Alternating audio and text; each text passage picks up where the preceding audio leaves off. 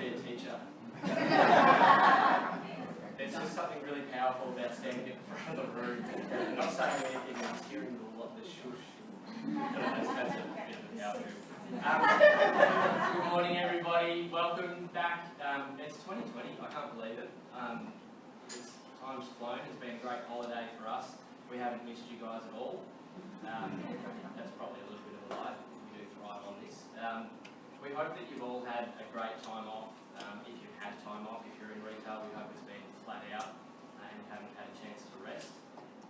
2020 is going to be a huge year for us. As always, we've got about probably 80 events lined up.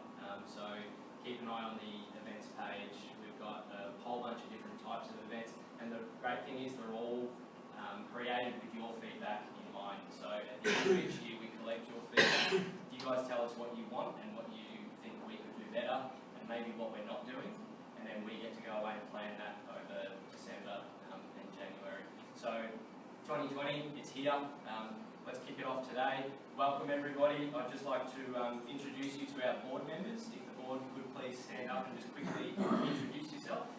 Hi guys, I'm Alex Berry. I'm an independent wine merchant. Been here for 30 odd years. Been on the chain, I think, on 4.5 years. Yep, coming up 5 years. Love it. It's been a small business as well. I understand small businesses probably better than most people. It's dynamic looking through the chamber. This man's been leading this for the last 12 months or so, and it's fantastic. We think he's brilliant. We have a really dynamic team. We have a truly dynamic team, and these businesses before are fantastic fun. So welcome everybody. Enjoy the day.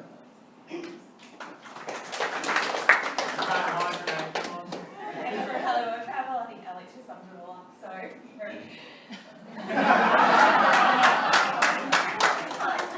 hi, I'm Celeste Pierce. I work with business accountants, and yeah, been on the board for just under 12 months. And Celeste is our treasurer. Yes. Is it me? Yes, you up the back there, Ron. Hi, sorry, I'm up the back.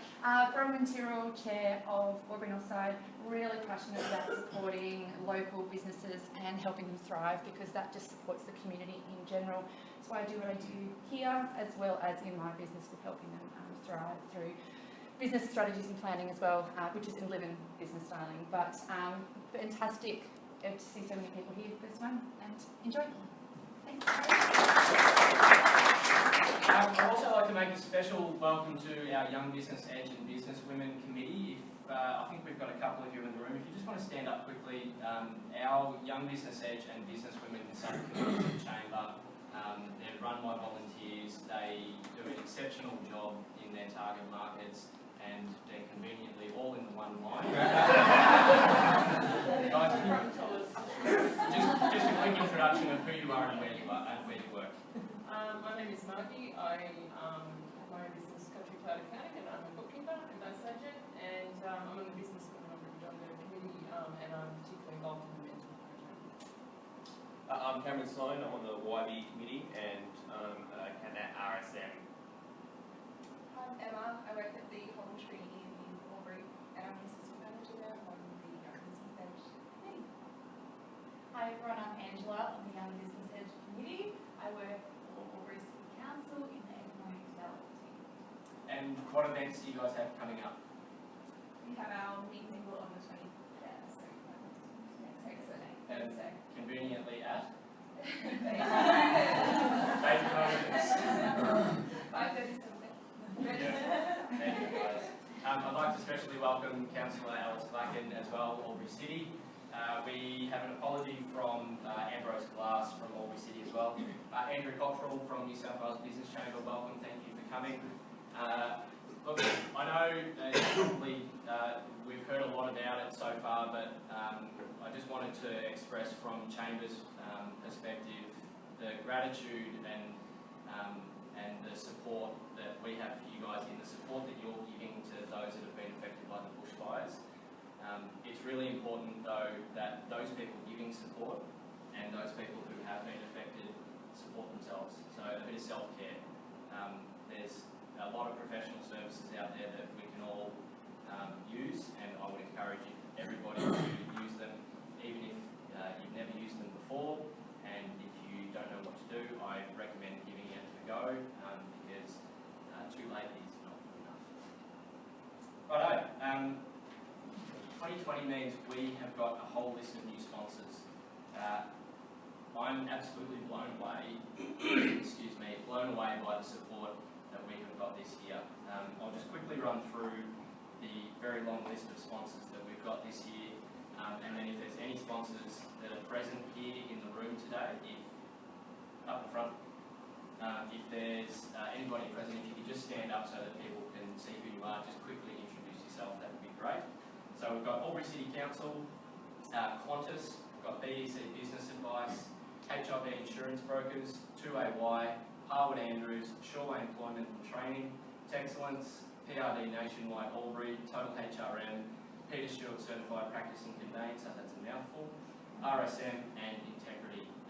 Without these guys, we simply cannot do what we do for you. So I'd like everybody to please just either pat them on the back.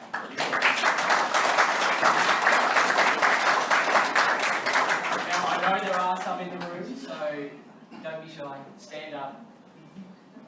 Introduce yourself.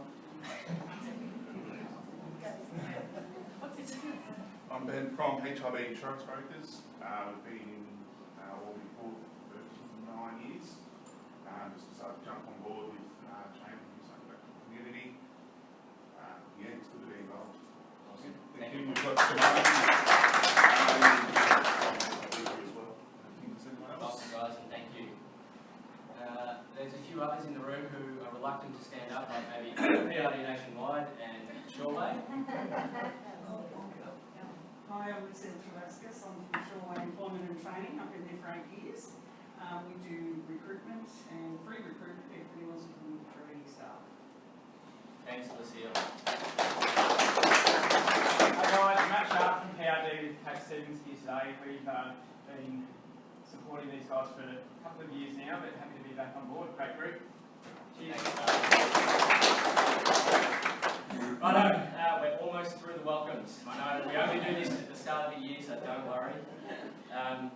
Is there anybody in the room who would like to stand up and introduce themselves to everybody here today who hasn't been here before? If it's your first event, you don't have to, but we just like to give the opportunity, a bit of a chance to spruik yourself maybe.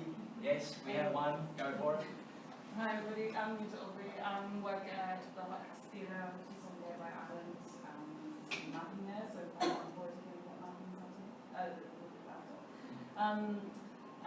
We have a couple of shows coming up on the 28th of Feb, and then the 8th of March, and then 23rd of March, and they all look excellent and really great community. Please come and see them.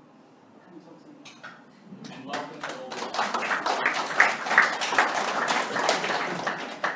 Yes. Hi, my name is Shannon Day. I'm the new member manager for Business Wodonga. I just started last month, so I'm trying to get out and support all of our partner agencies and get to meet as many people as possible. So if there's anything I can do to help you guys, please reach out. Awesome. Thank you, Shannon. Hi, I'm Gavin Cator. Previously, in the past life, was CEO of Wodonga. City moved back to this area, started a business HR department. I'm very passionate about people, passionate about helping businesses grow through their people, and also passionate about preventing the people problems that you may come across. So, thank you. Awesome. Thanks, Gavin. Anybody else? No? Right. Yes. Yes, I'm Riley Hunter from Huntsman Recruiting. This is Katie Fuller as well. We branched off down here probably 6 to 12 months ago. We've done a fair bit of work with some clients, which has been great. We're going to I can speak properly to start. Really establish ourselves in the Albury Wodonga market. We're recruiting full-time recruiter down here at the moment too. So looking forward to working through all of them. Awesome. Alright, let's get into business. Meggan Gardner is with us from Mercure Albury. Meggan is gracing us with her presence to speak to us about how to ignite your team's potential by tapping into their hidden talents. One of my hidden talents is stuffing up everything technology. Very good. Over to you, Meggan. Thank you. Alright, we're good. Hi guys. Welcome Gardner. Thank you for the introduction, Carrot. I'm at Mercure Albury, and really good to be here. It's actually my first time making a morning session. I'm not generally a morning person, so please bear with me if I do stumble some of my words. Employee culture is the guest experience. I've been saying this phrase for the past about 5 years now. I firmly believe that your business does not thrive unless you focus on your people. Previously, before Albury, I was teaching this to GMs and executives around UK and Ireland for Accor Hotels, which is the company I'm now franchised with. So something I'm deeply passionate about, and Gavin, as you said, people problems. Your business, if it's failing, look at your people. It's always that first. So first, a little bit about me, because you probably want to know why I'm up in front of you. I'm a global nomad. I've worked in over 5 different continents. I love adventure and travel, as well as food and wine. It's one of my biggest passions. Central America was one of my favourite continents to work on. I worked in Costa Rica, todas las Español ahora. I found it very necessary to learn a second language to better myself, to become a better all-rounded professional. 13 years in the hospitality industry, lived and breathed this industry. First job was actually in a rest home serving others. I made cookies. I think I ate more than I actually gave out. And just cleared up bins, but it was really nice to be looking after people. I think that's where I first started figuring out I wanted to be of service to people, to help people's experiences be better through my impact. I grew up in a small farm town called Mercure, New Zealand, which is 15 minutes outside of Dunedin. Yes, I love fish and chips. Just say, love. Passion for people, food, tourism, adventure. And I'm now focused on positively impacting the next generation of hospitality professionals. So in any form that I can, I'm very active on LinkedIn. Please connect with me if you'd like some inspiration. I'm always on there trying to find quirky ways to inspire people to not just think that you have to be in a box to become successful. It's actually that out-of-box thinking that really pushes the boundaries and can lift you to the next level. So I wouldn't be a good GM if I didn't give you a little introduction to the hotel that I'm running. So Mercure Albury, which is literally just around the corner, across the road from the SSNA. We've got 60 different room types, 4 deluxe spa suites, which is currently under refurbishment through an unearthed talent. I found out on one of my first few weeks working there that our once was casual receptionist, now promoted to front office supervisor, superstar, that is actually her label. She really likes interior design, so I've just given her a platform to do it. Of course, we make the money to then put back into the hotel, but whenever I have anything spare, I say, here we go, this is your budget, create. And that's proving to be highly receptive. And she just loves coming to work every day. She's the morning girl. I don't know how she does it, 7 a.m. to 4 p.m. I couldn't do that, but it's really worked very nicely. This is actually one of our recently refurbished rooms. Big spa bar. We've got a conference on Olive. If you weren't aware, if you did want to book a meeting or just a conference or anything like that, it's about 25 to 30 capacity. We've got excellent food from Restaurant 579, which is really beautiful food, and I know I see a few familiar faces here who do dine in that restaurant, and I'm sure they'll be testament to say it is delicious food. But that's a really good space. It's like $100 for half a day or $200 for a day with tea and coffee. Super affordable, natural lighting. Come check it out if you want to have a look. Poolside dining. One of the best things that we've introduced is live music.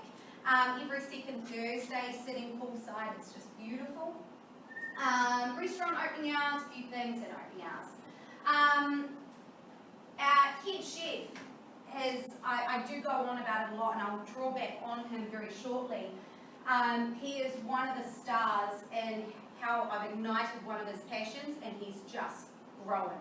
Same with Dalen, but his is just a whole different level. So I will actually use him as an example. So, ignite your team's potential. By tapping into your talent. As I said at the start, your team is your biggest asset. You have to look at them, who they are, ask them questions and sit down with them. So I'll just give you a few simple steps. I know I'm very conscious of time. I was given 15 minutes sharp. So So I'm going to keep it nice and quick.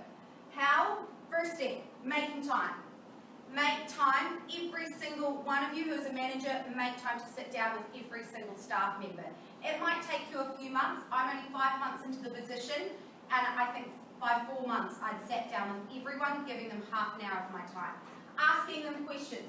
What do you like to do outside of work? What is your ultimate dream? Where do you envision yourself? Do you have family? Really tapping into who they are as a person so you can make their workplace more comfortable. I found out that a lot of them have dogs. I say, bring your dogs in for a coffee one time, and now they're all bringing it in together. It's really something they cherish and love. One of them is a pole dancer, so we've actually had pole dancing lessons from one of them, and she just loves it. It's very odd, that one. But anyway, that was quite interesting. No video footage was taken because I did not want any of that on social media. But this is hugely important. If you do not do this step, you've lost your whole team. If your team, and this is from a managerial, supervisorial, team leader perspective, if you do not make time for your employees, they feel like you don't give a damn. If you make time for them, they will work for you doubly hard. It's as simple as that. I know we've all heard about it, but just make it happen if you're not. If you think this is what I need to work on in 2020 to better your business, do this. The next step is What have I done? my turn. You've started the timer. Oh, there we go. Okay, cool. Thank you. Just look at me if anyone. Create. Think and ask how you can incorporate their passions into their business. Create time for them, and at least an hour per week. So it's very hard when we've got a lot of casual staff. We pay them hourly. An hour over a week, let's say they work 30 hours, just mix it up every day, 10 minutes a day, and doing what they like, or 15 minutes a day, doing what they really want to create. I know the likes of Dalen, I will use her as an example. I will literally say, right, jump on the web and show me a few things. I want some ideas. I need a mirror, I want some ideas, give it to me. And she'll just roam the web. Or, hey, go out for half an hour, come back with me with some photos, I just want to see what it's like. And I include it onto her lunch break, just trying to make sure that she's keeping energized and keeping really passionate about coming to work and really feeling like she's heard. I think a lot of people take a job because they're kind of interested, but if you can incorporate their passion into what they're doing, they just become so engrossed and really deliver on the product. It's insane. If you're not already doing this, just watch it. I know personally, Mercure Albury is thriving just because of doing this one thing. I haven't spent money, there's nothing, I've just spent time on my employees. It's a very, very big thing. Support. Do not do it yourself. So you might hear, apart from pole dancing, do not do it yourself. People crave purpose. So if you say, oh, that is your passion, great, and you go out and do something for, you do their passion instead of them doing it, you just cut them off. Try, really, I sincerely, just do not do it yourself. Give them the platform. It might take 5 months for them to actually reach doing it themselves. Give them that time.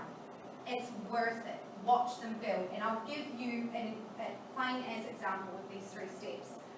It's very easy. Purpose with passion equals happy people equals happy clients, which equals a thriving business. Very, very easy. If any of you want to take a snapshot, please do, but I'm going to carry on.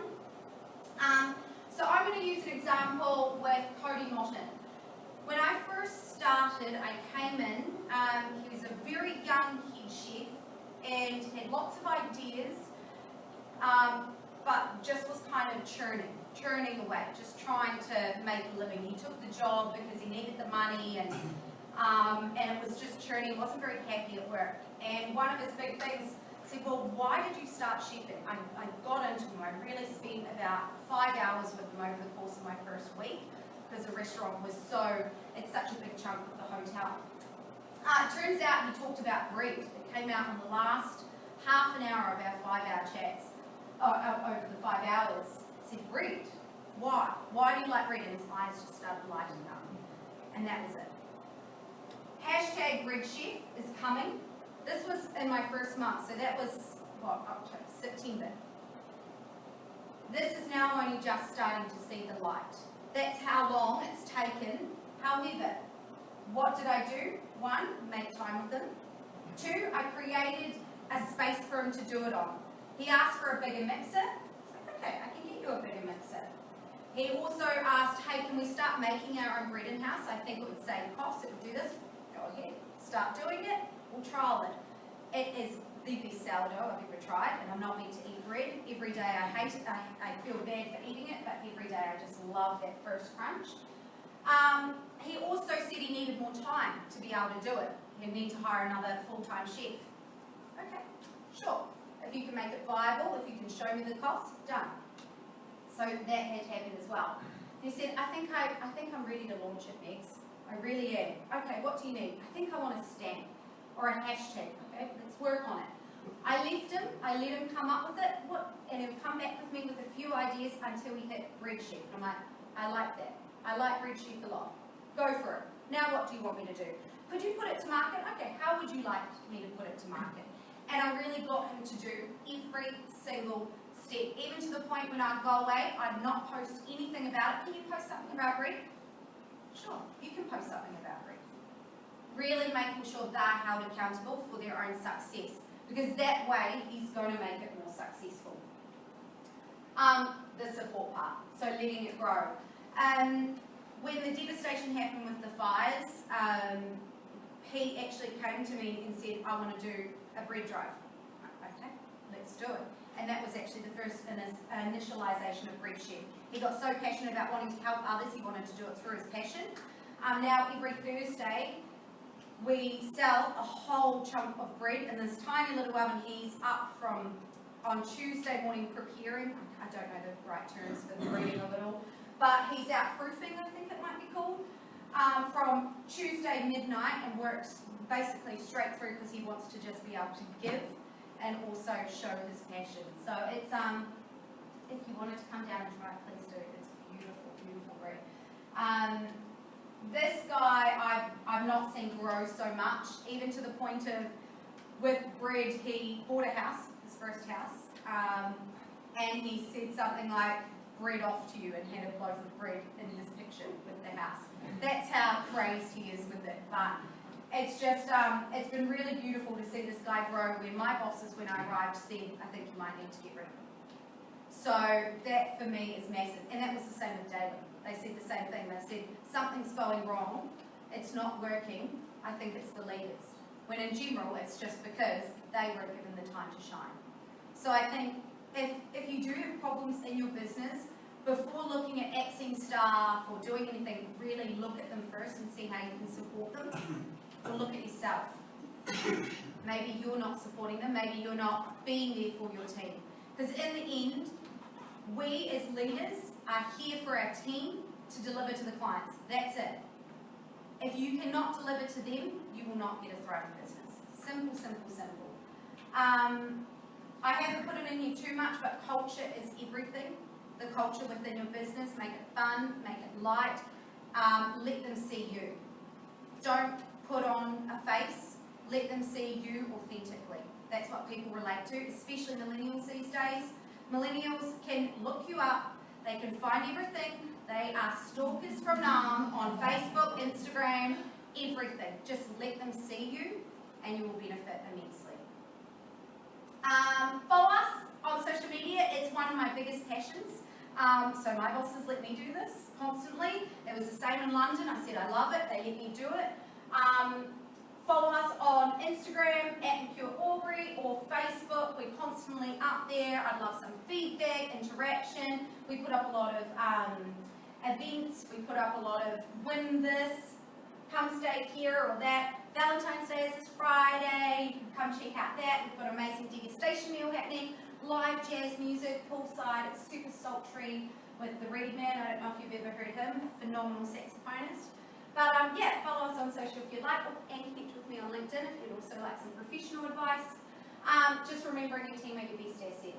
With them, so much for listening. I think I was 15 minutes being on.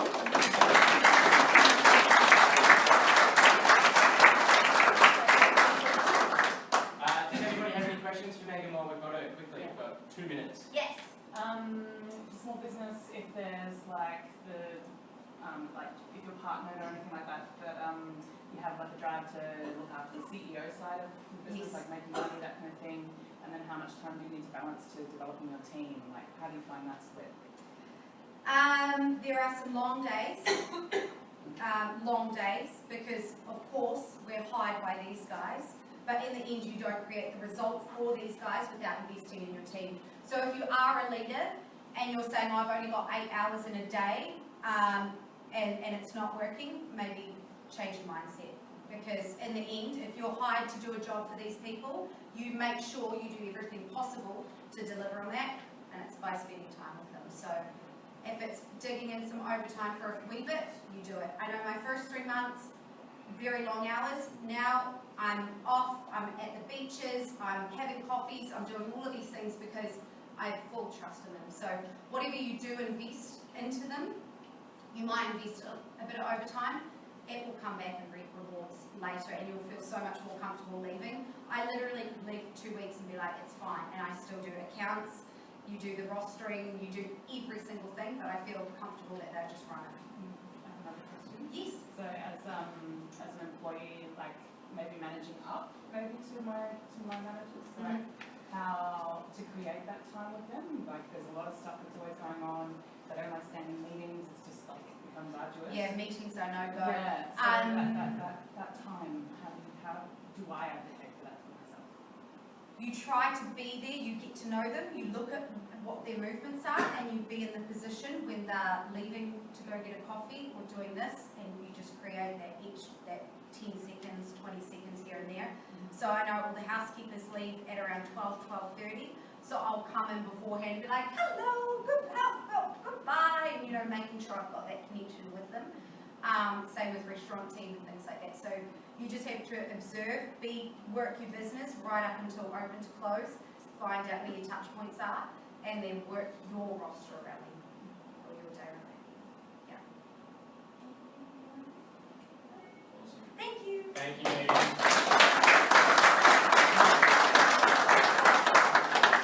Yeah, for sure. So we'll send a copy of the presentations today out to everybody so that you've got your own little cheat sheet as well. Thank you. Thank you, Meggan. Probably key takeaway for me with that presentation is purpose.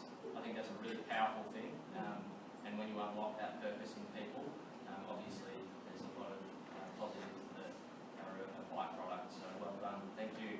Next up, we've got Clayton Wood from Business Edge Accountants. I love this because it makes you read.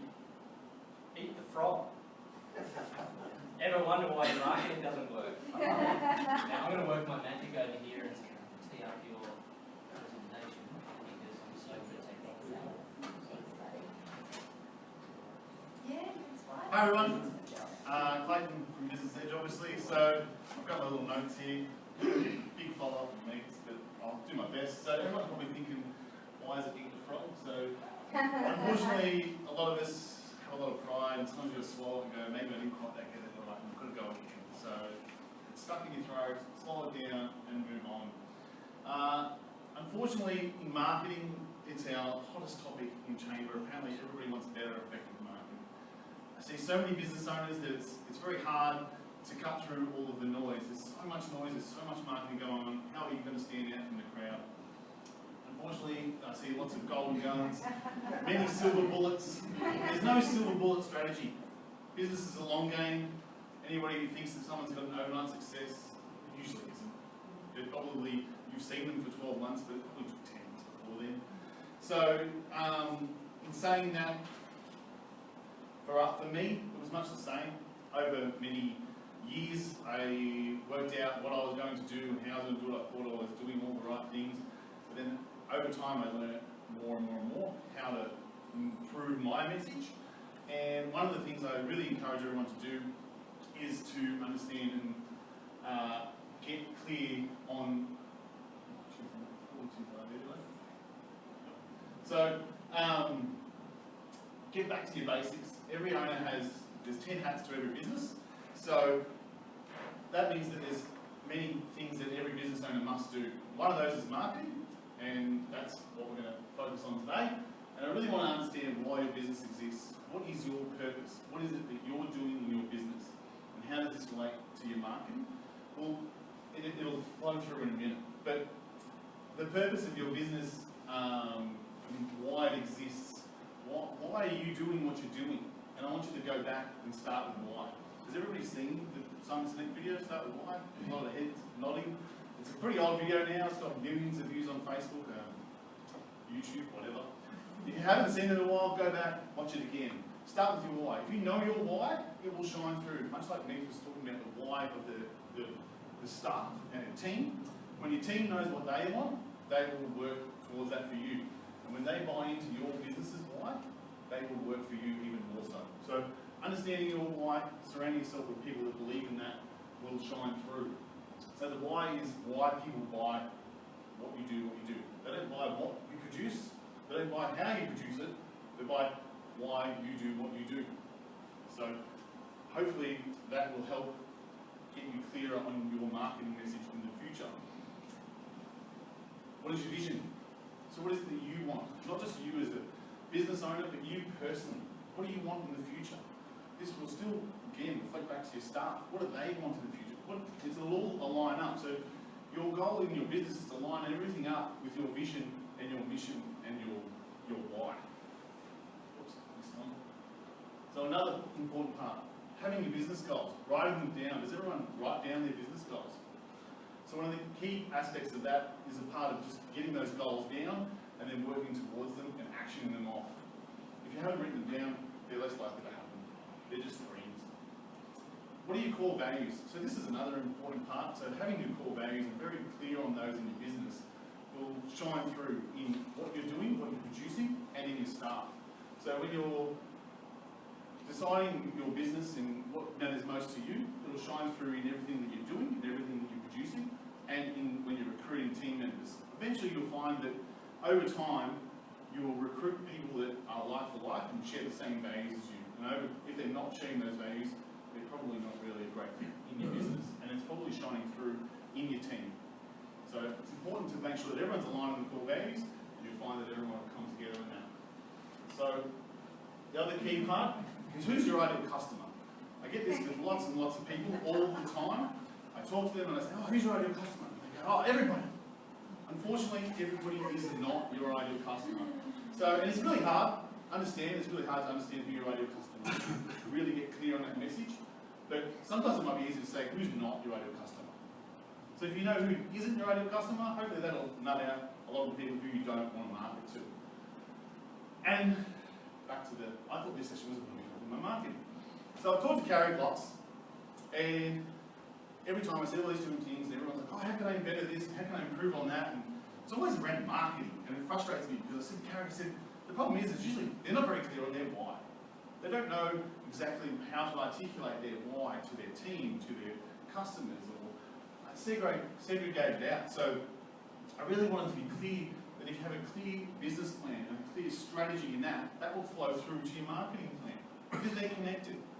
You don't just do marketing for the sake of marketing, you don't chuck things up on Facebook for no reason. You want to make sure that it's all towards the same trajectory to attaining that ideal client, ideal customer. So it resonates with them. Those core values will resonate with them. It'll shine through in everything that you're doing. So obviously your business will have a marketing plan, hopefully it's got a business plan too, and that will shine through. So when you've got your business purpose, it'll come through on the purpose of your marketing plan. It'll come through in your target market.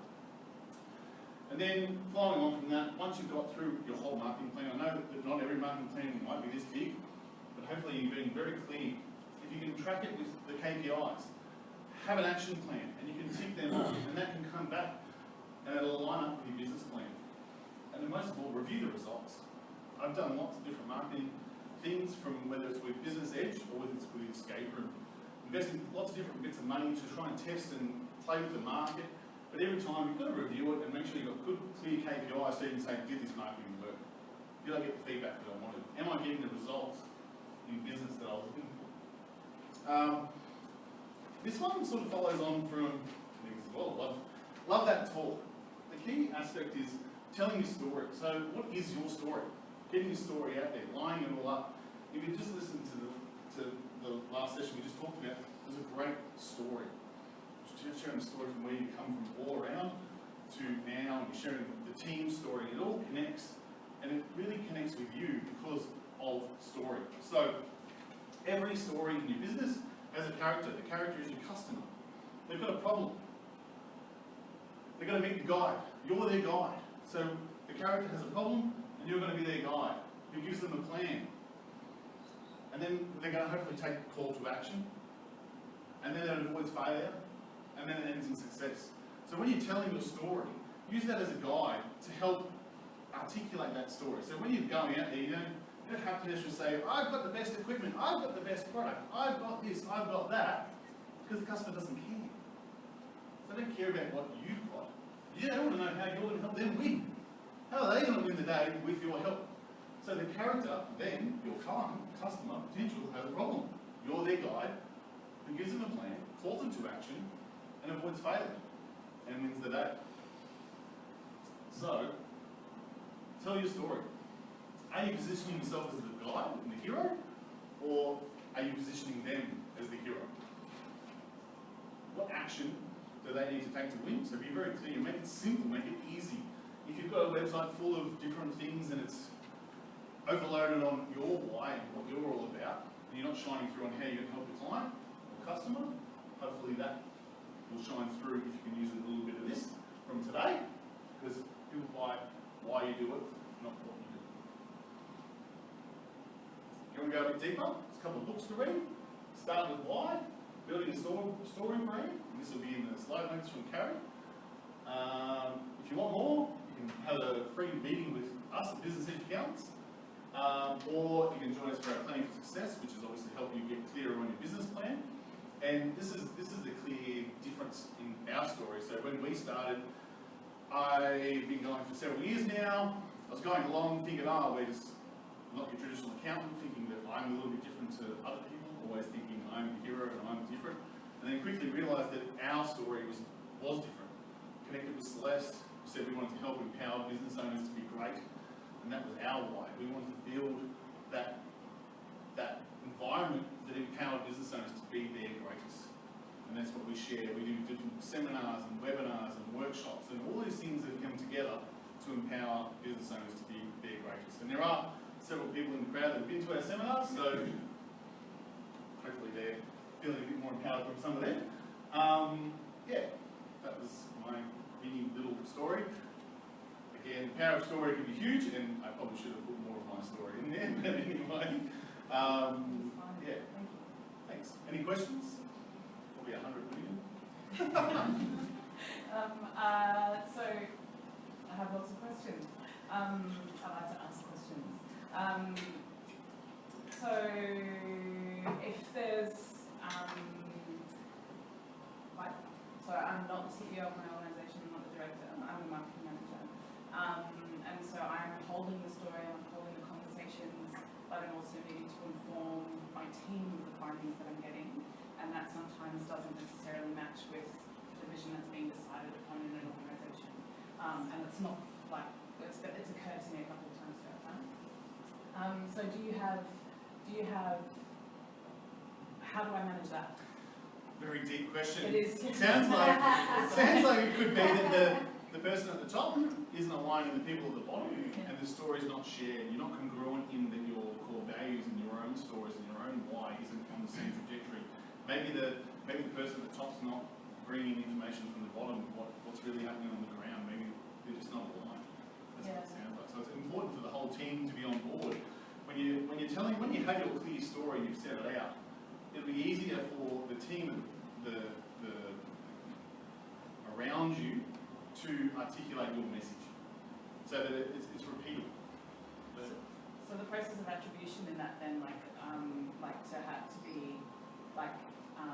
recognizing where people are coming from, converting them into a customer or a lead, and then selling tickets, and then thanking them from that kind of whole process comes from a story space, or Like, what's the story I need to generate to be able to convert in that space?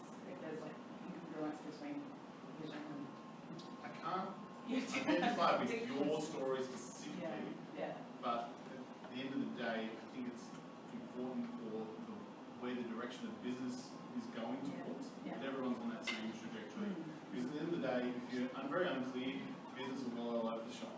But if you're very clear, end to end, you'll get to your goals and hopefully achieve your success in your life. Thank you. Anything else? I'm going to run my mind. There's a bunch of frogs up the back. So I guess there was a little bit of articulation there, and there is some frogs up the back. If anyone wants to take a frog with me, chocolate frogs.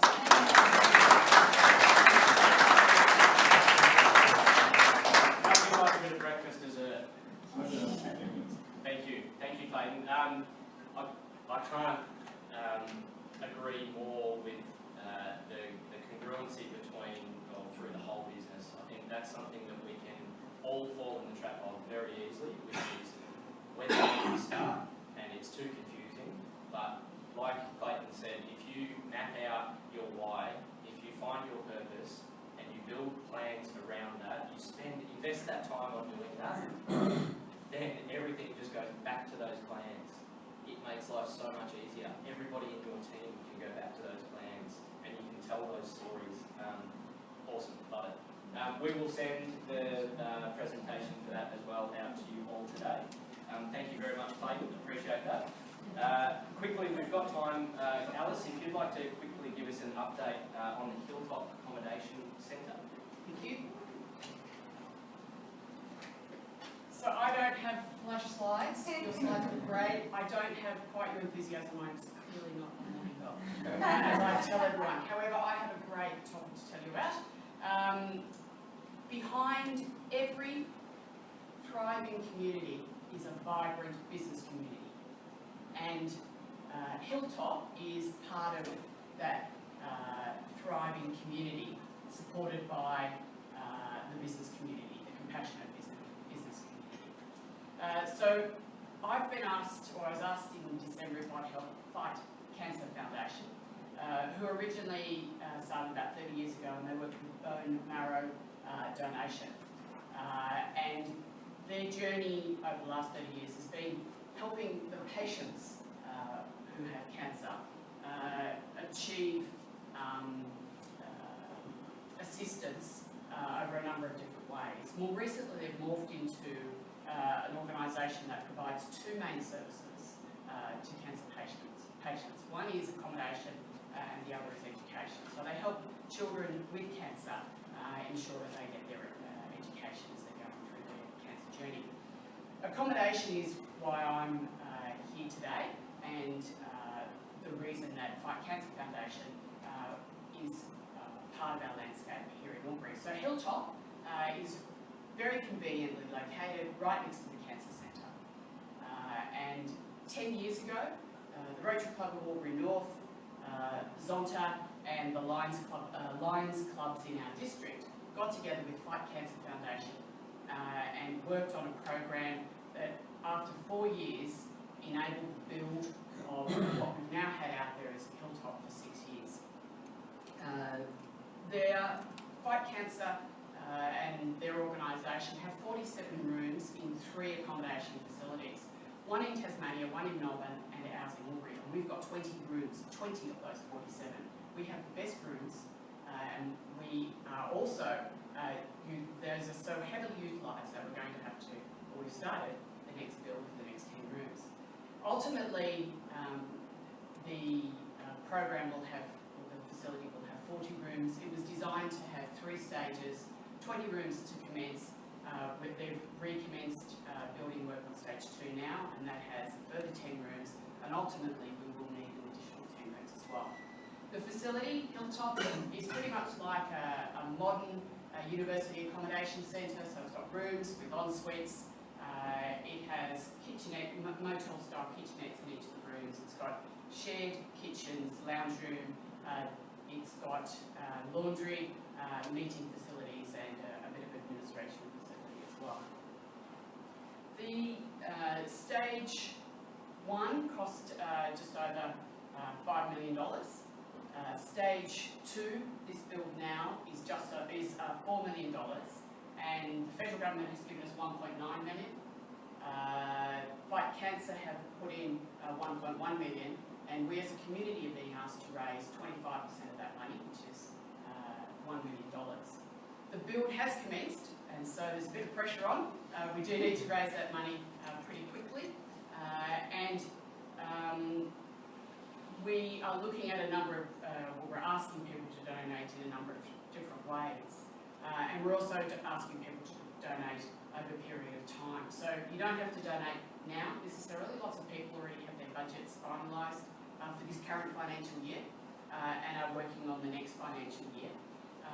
There's an opportunity to donate over a number of financial years as well. There's also a number of events that will be coming up, fundraising events, one of which is on the 3rd of July, which is the Little Red Lunch, and we're also looking for donations in kind from businesses that we can use for that. In addition to giving funding, you can also, if you wish, provide product via your business, or you can purchase equipment for those rooms. I've been working with a group of ladies who are retired, don't have a lot of capital, can't put into the build, but they will be selecting some items that they would like to say they donated, for example, kettles or microwaves, that they donated to the facility. The facility, whilst it's located in Albury and out on Barilla Road, it's not the people of Albury and Wodonga who primarily use that facility. We do. Our local cancer patients can use that facility if they're rather elderly and or can't be cared for at home. If they become very unwell during the program, their treatment program, they can stay in Hilltop. But the very vast majority of the people who do utilise that facility come from the outlying areas. So Wangaratta, Yarrawonga, Cobram, Danila and Finley, they're those key areas where we're drawing people from. Bright, Corrion. Those communities gave a huge amount of money last time. Eric and Peter Drummond, who's up the back, who was instrumental in the last fundraising appeal and ongoing for at least 30 years that I'm aware of, for supporting people with cancer. Those communities raised huge amounts of money. They had community organisational group meetings out in, for example, Finley. At that meeting, Finley decided that, or someone stood up and said, we'll raise $50,000, we're going to commit to $50,000, which they did. As a community, they raised that money. It's a small community, they raised $50,000. They were handing over the cheque, and someone else stood up and said, let's raise another 50. So these communities are very focused on ensuring that we have the appropriate accommodation up there, and we as a community in Albury also need to be able to do that as well. Remembering that those people out there, when they come in for treatment, when they come in on for any other business in their lives as well, not just when they're having treatment, they come in and they spend money in our community. We as a community in Albury and Wodonga need to be able to support them as well. I'd love to talk to people after this morning if you would like to talk to you about all sorts of opportunities that you may be able to become involved in. We do have some pledge forms. I've got some business cards. I'd love to get some cards from you so I can send you some emails so that you can think about how your businesses or your community groups that you are active in might be able to assist us. Thank you very much and have a great 2020. Thank you.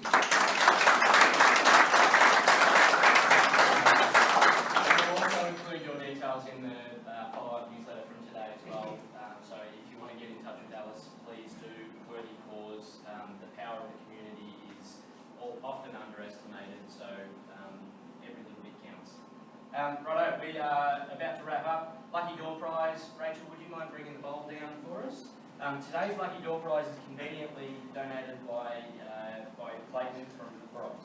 Yes. It's a $50 gift voucher to the escape room, and that's handy. Who are we going to get to draw it? Oh.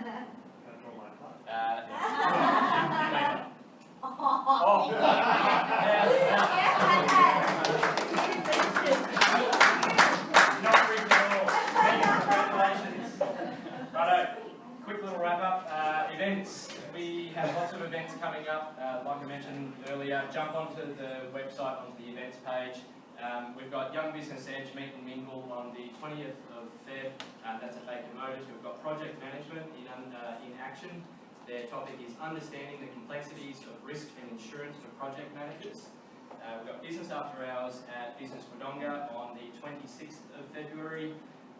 We've got Business Bites on the 27th. And then the next Business Before Hours will be on the 10th of March, and we've got guest speakers Aisha Umar, who is a career development consultant, and Matt Burke from Lifeline. Thank you all for coming along this morning.